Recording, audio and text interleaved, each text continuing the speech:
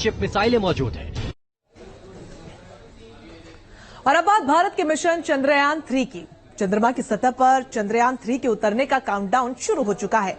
चंद्रयान-3 का लैंडर अब चांद के बेहद करीब पहुंच गया है। लैंडर ने दूसरी डीबूस्टिंग सफलतापूर्वक हासिल कर ली है। और अब कैसे होगी सॉफ्ट लैंडिंग और क्या होगा आगे, इस रिपोर्ट में समझिए।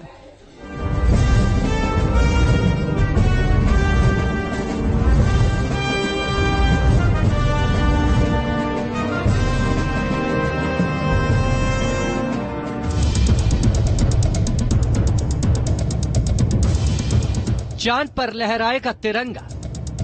चंद्रयान-3 की सफलता से दुनिया में बजेगा भारत का डंका। चंद्रयान-3 मिशन कामयाबी से अब चंद कदम दूर है। चांद की सतह पर विक्रम लैंडर को उतारने का काउंटडाउन शुरू हो चुका है। स्पीड कम करने के लिए दूसरी डीबूस्टिंग भी सफलतापूर्वक हासिल करने के बाद लैंडर अब चांद से सिर्फ 25 किलोमीटर दूर रह गया है। इस तस्वीर को इसरो ने जारी किया है, जिसमें दूसरी डीबूस्टिंग के बाद विक्रम लैंडर चंद्रमा की सतह से न्यूनतम दूरी 25 किलोमीटर और अधिकतम दूरी 134 किलोमीटर रह गई है।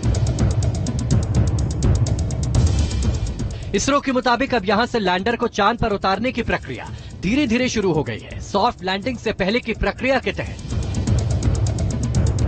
लैंडर की इंटरनल जांच की जा रही है, उसके सारे पैरामीटर चेक किए जा रहे हैं, सेंसर समेत सभी उपकरण सही से काम करें, इसकी जांच भी जारी है। जिसके बाद धीरे धीरे लैंडर की रफ्तार 1680 मीटर प्रति सेकंड से 2 मीटर प्रति सेकंड पर लाई जाएगी। चंद्रयान-3 का लैंडर 23 अगस्त की शाम करीब 5:45 पर चंद्रमा की सतह पर उतरेगा। चांद की सतह पर उतरने वाले लैंडर को भी ऐसा बनाया गया है कि वो खुद ही सारी परिस्थितियों को भांपकर सॉफ्ट लैंडिंग की तैयारी कर सके। लैंडर को ये अपनी तरफ से स्वतंत्रता है कि जब वो आखिरी 150 मीटर की ऊंचाई से वो हैजर्ड को डिटेक्ट करेगा तो उस समय उसको किस तरीके से अपने आप को ग्राउंड के लिहाज से शिफ्ट करना है, ताकि जो उतार हो वो सही जगह पर अधिक से अधिक प्लेन सरफेस के ऊपर हो, ताकि कोई बोल्डर बीच में इतना ऊंचा ना आ जाए कि जो परेशानी पैदा करे।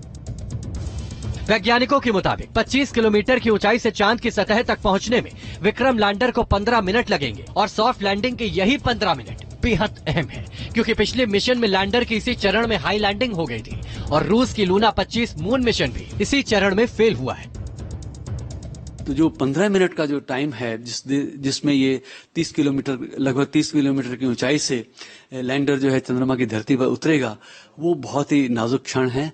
वो कई चरणों में उस प्रक्रिया को किया जाना है, जिसमें कि शुरू में तो एक तेज रफ्तार से इसकी गति को कम किया जाएगा, उसके बाद जो है ज्यादा धीमे धीमे तरीके से इसकी गति को कम किया जाना है। विभिन्न चरणों में विभिन्न ऊंचाइयों में जिस तरीके से लैंडर पहुंचेगा, उस समय हर समय जो है इसके जो सेंसर्स हैं उनके जरिए जो इन्फॉर्मेशन मिल रही है उसका कंपैरिजन होना मेमोरी की इन्फॉर्मेशन से, ताकि जो है ग्राउंड पे जो अगर कोई हैजर्ड है तो उससे बचने के लिए किस प्रकार से मूवमेंट होना चाहिए, वो उतार के समय जो है वो तय हो जाएगा।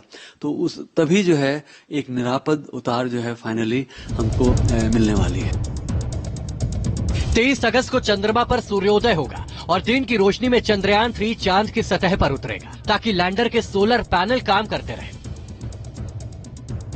चंद्रयान-3 चंद्रमा की उस दक्षिणी ध्रुव के उस इलाके में उतर रहा है जिसे चांद का डार्क साइड भी कहा जाता है, और तापमान भी यहाँ -200 डिग्री सेल्सियस तक रहता है। वो जो मेंजिनस क्रेटर कॉम्प्लेक्स है ये उसी के पास है। पहले मेंजिनस सी के पास थे हम, अब मेंजिनस यू के नजदीक हैं, और जैसे भी वो लैटिट्यूड लॉन्गिट्यूड जगह के दिए गए हैं उसके अनुसार आप सोचिए कि जब पूरा दिन चढ़ जाएगा, जैसे भरी दोपहरी वहां की जो कि 14.5 दिन का पूरा दिन है, भरी दोपहरी में सूर्य करीब 19 डिग्री की ऊंचाई तक ही जा पाएगा, क्योंकि हम दक्षिण ध्रुव के उस इलाके में हैं जो कि करीब 70 डिग्री साउथ लैटिट्यूड के निकट है। दूसरी बात यह है कि वहाँ जो सुबह जो है वो एक दिन पहले हो चुकेगी, और जिस समय लैंडिंग है उस समय सूर्य आकाश में करीब 8.5 डिग्री वो लैंडिंग प्लेस से अगर देखें तो उतनी ऊंचाई तक पहुंचा होगा। वो ऊंचाई जो है सफिशिएंट है ताकि लैंडर और बाद में रोवर के जो सोलर पैनल्स हैं वो ठीक से काम कर सकें और यंत्रों को ऊर्जा दें जिससे कि यंत्र जो है अपना कार्य संपन्न कर सकें। विक्रम लैंडर की सॉफ्ट लैंडिंग होते ही लैंडर से रैंप के जरिए 6 पहियों वाला प्रज्ञान रोवर बाहर आएगा और इसरो से कमांड मिलते ही चांद की सतह पर चला जाएगा। रोवर के पहिए चांद की मिट्टी पर भारत के राष्ट्रीय चिन्ह अशोक स्तंभ और इसरो के लोगों की छाप छोड़ेंगे। रोवर और लैंडर 14 दिन तक प्रयोग करेंगे। रोवर चंद्रमा की सतह से मिट्टी के सैंपल लेगा। लैंडर रोवर सतह पर पानी की खोज करेंगे। इसरो के मुताबिक रोवर से मिली जानकारी लैंडर को मिलेगी और लैंडर इन्हें प्रोपल्शन मॉड्यूल को भेजकर इसरो तक पहुंचाएगा। चंद्रयान 3 धरती से आने वाले रेडिएशंस की स्टडी करेगा, चांद की सतह पर भूकंप का भी अध्ययन करेगा, तस्वीरें और डेटा इसरो को भेजेगा। यानी पूरी दुनिया की निगाहें भारत के चंद्रयान 3 मिशन पर टिकी है, क्योंकि जिस दक्षिणी ध्रुव पर लैंडर उतरेगा वहां आज तक कोई नहीं पहुंचा है और वहां पानी होने की संभावना सबसे ज्यादा है। Team news nation. तो 23 अगस्त की तारीख का सभी को बेसब्री से इंतजार